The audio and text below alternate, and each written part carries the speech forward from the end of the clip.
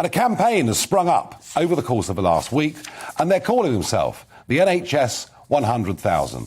That's the estimated number of people within the NHS that have not had the vaccine. I'm told the figure could be slightly lower now. It could be 85,000. But still, there are people out there who, whatever the threats to their jobs, appear not to want to have this vaccine and are facing losing their jobs. Well, joining me to discuss all of this is Karen Moore, a registered nurse with more than 25 years of experience working in the NHS and you regularly give immunisations, I understand, but you're not keen to have the vaccine yourself. Good evening.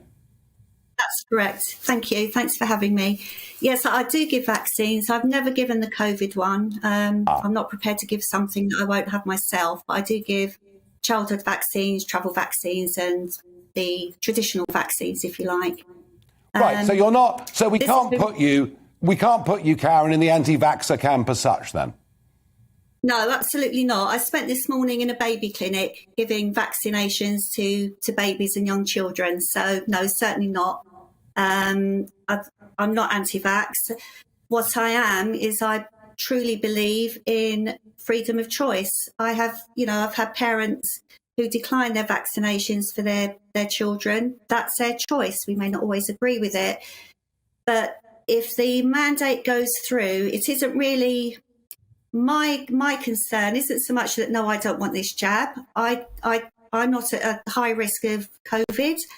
I'm actually covering in other surgeries for staff that are triple jabbed that are off with the virus.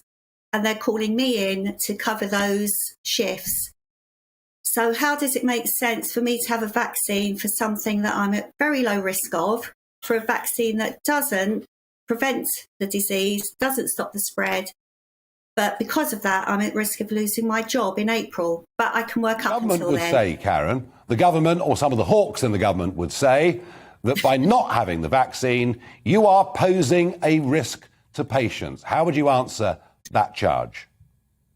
If I'm posing a risk to patients, why am I still working? Why haven't they told me to redeploy me so that I'm not face to face? Well, they're giving you they're giving you a deadline, aren't they? They're giving you a deadline. But do you? I mean, look, if somebody has had, if a nurse has had the vaccine next to somebody who's not had the vaccine, are the government right in implying that the person that has not had the vaccine is posing a greater risk to patients? In my experience, no, because I'm actually covering for staff that have now had their boosters. So they've had 3 vaccines and they're off quite unwell with COVID in certain surgeries I'm working in. I've worked all through the pandemic. From the very beginning, I wear my PPE. I hate wearing my PPE. I wear it. I do all of the infection and prevention control that I've been taught from years down the line. As far as I'm aware, I've never put a patient at risk, and I would not do my job if I thought I was at risk to a patient.